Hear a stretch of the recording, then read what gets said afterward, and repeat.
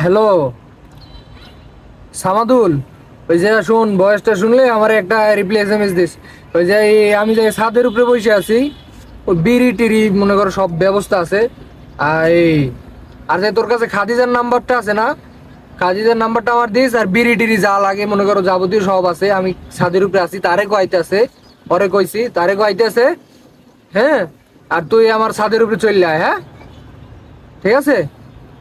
আর বিড়ি টিড়ি যা লাগে, মাল মশলা যা লাগে সব আছে আমার কাছে, তুই তাড়াতাড়ি চলে আইস, হ্যাঁ। আর মেসেজটা পাইলে আমারে জানাইস, ফোন দিস।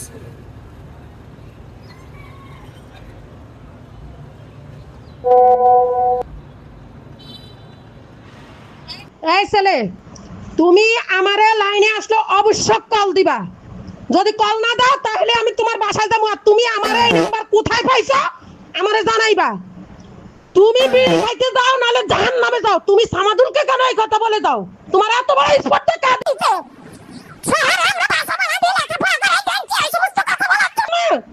তোমার এত বড় স্পর্ধা কার দিছে বেয়াদব? আর তুমি কোনানের খাদিজার কথা যাও, খাদিজা বাচ্চা আমার ছেলের স্কুলে পাঠাই পড়তে। খাদিজা মাদিজার নাম্বারে কথা বলার জন্য না। আমি আসতেছি স্কুলে।